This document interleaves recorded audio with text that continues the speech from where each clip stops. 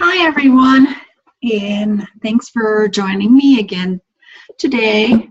You know, it's amazing. We're in such amazing times right now, and I was doing a little bit of soul searching this morning, and it's amazing how our minds and our thoughts lead us to one thing or another, and the synchronicities that abound from it. Um, I was listening to Abraham Hicks this morning. Oprah Winfrey was uh, um, actually interviewing Esther. And so I just kind of come to this epiphany when I was listening. And it's amazing how when you read a book or you watch a TV program or you listen to somebody else's interview, how words and phrases trigger remembrance within you or trigger something for you to go and research because you have an inclination about something that you've always had questions about. And so that happened to me this morning. And I want to talk to you about spirit guides. You know, spirit guides is just huge. Everybody wants to know who their spirit guides and how do I contact my spirit guides and how do I find the names and you know, there's this big drawn out ritual or you know, how do we go about doing this? And it's really funny because the first thing we need to do is we need to get out of the way of ourselves. You know, we talk about our ego and how our ego gets in the way, and you know, we've always known our spirit guides and we've always known their name. We've spoke their names before. And but our ego always says, well, that doesn't make any sense. No, that can't be right. Or we don't even recognize it. And that's so huge. Recognition. Is that even a word? I'm saying it weird. Dyslexia is kicking in.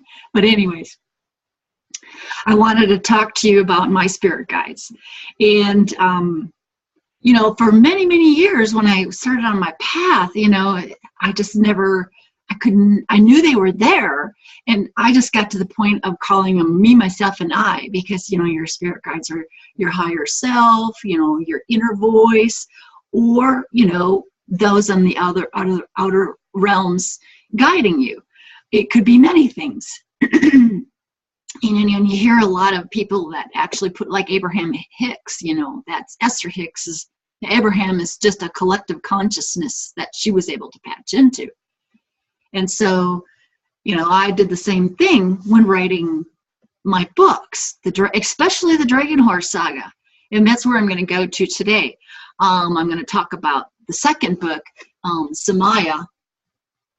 And, you know, Samaya actually, the word Samaya actually means she knows. And when I picked this name, I had no idea. And so one day I decided I'm going to look up the name of this word. And she knows, and it was like, oh gosh, it just fits in so well with the story. So I want to get into, in the story, I have two characters that come in about the middle of the book, and they're called Celio and Sebastian. Now, Celio and Sebastian were actually two, let's call them dragons. These are from my dragon days, and I just thought it'd be so cool. I always wanted a dragon so bad. You know, many of us do like the dragons, and I love to have a dragon as a friend. And you know, in my books, Dragon Horse, of course, there's dragons in there. And so I did a ceremony, you know, connecting to the dragon energies, and you know, I spent probably a couple weeks, and I ended up with one he called himself Sebastian. I say Sebastian for some reason. It sounds more real to me. It's different than what we normally would say the name. And so I worked with Sebastian for a while. And then one night when I was talking to Sebastian, especially about, he was like you know, he just helped me sleep better at night. He was like the guardian of the yard because of the horses. I was always worried about the mountain lions and the bears getting the horses. And so he always made me feel better. And then one day he just told me I have a friend. And I was like, well, cool. what is your friend's name? Well, her name is Celio. And I thought, wow, that's a really strange name. That's a word I never heard of before. So here we have Sebastian and Celio. And so both of them, they've been around me for a long time, and, they come and go. I contact them when I need something.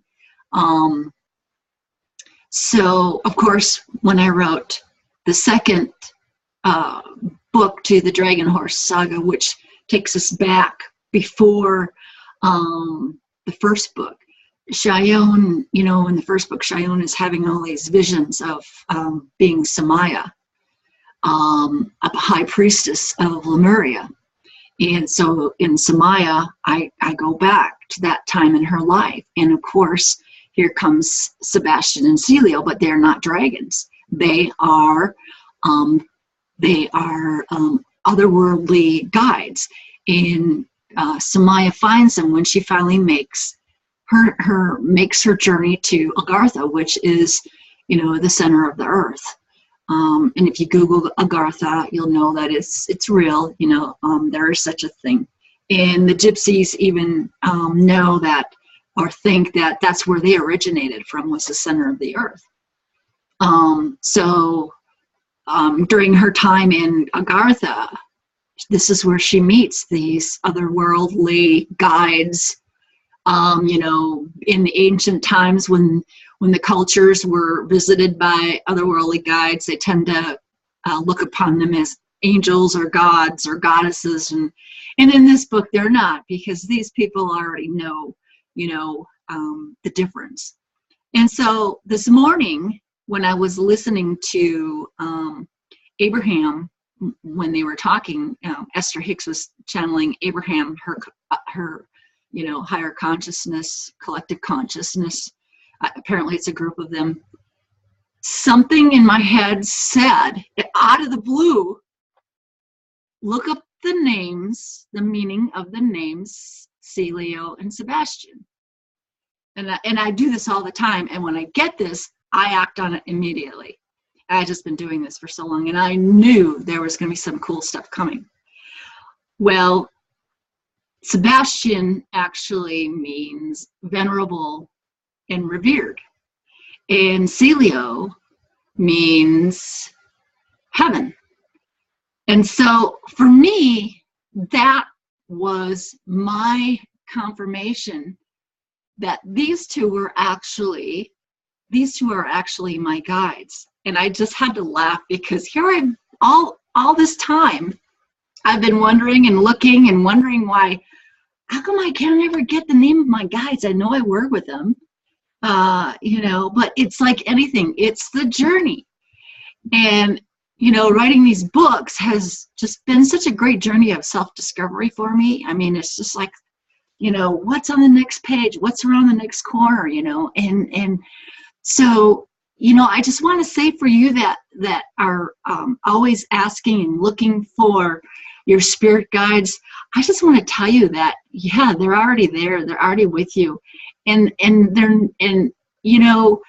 just be aware and awake to what is already around you and the names that you already have. I mean, say you got a pet stuffed animal that you've had your whole life that you could never part, and that animal had a name.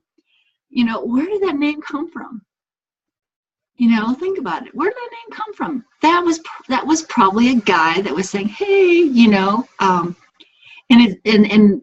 Celia and Sebastian, these names, I mean, I didn't even think about these names. It was just like, okay, I'm doing this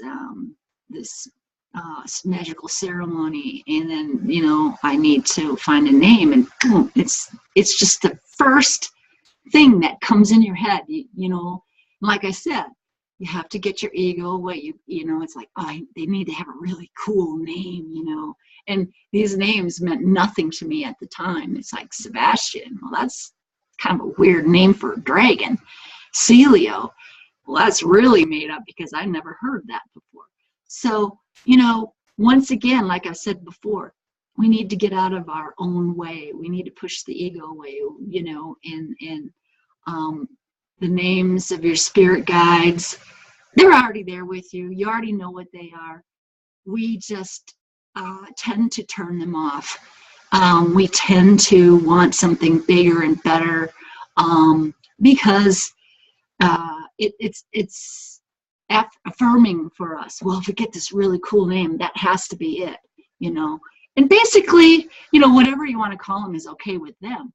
But, you know, the journey of actually realizing, oh, I've known it all along. I mean, that's the cool part. I mean, that's the aha moment.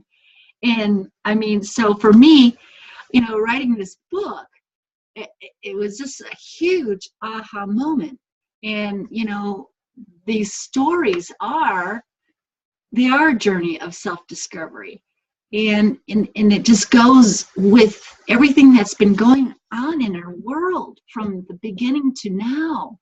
You know, the journey of humanity and what humanity has been up against, and our awakening to the truths to this world. And, you know, in the third book, Talion, that's more journey for me. And I hope that those of you that read this book, you know, a lot of people who've been on this journey for a long time who read these books, they always say, you know, there's a lot of codes of awakening in your story. And I agree with that, because, you know, a lot of times when I write, you know, it's like automatic writing. You know, you're in front of that computer and you get yourself centered and you just let the words come, and it comes automatically. And when you do that, you know that your words are being guided. So for those of you who are still looking for your spirit guides and their names, you know, don't look so hard, because they're already there. You know, just go back in your life and even today and think of things that, you know, have stuck with you. Certain little pet names that have stuck with you. But for me, it was easy. Well, yeah, it was kind of easy, because here I am doing a ritual for dragons and these names pop up. So like I said, they pop up in all strange circumstances. And that's, you know, we just have to remain vigilant. You know, vigilant is such a great word, because we have to stay aware and awake, and we have to not acknowledge every little thing that comes our way. So I just had to record this and let you guys know from my rental here. You can see my rental, of course. Yeah, like the gypsy in me. Yeah, gypsy. You know, I like to travel. Here we are on another journey. So this is just temporary until we decide where it is we're going next. So anyways, thanks for listening, and I hope you got something out of it, and I hope there was a word or a phrase that might have triggered some remembrance in you. Isn't that what we're all looking for? Remembrance and growth. So anyways, that's it for today. So we will just talk to you guys later. Bye-bye. Namaste.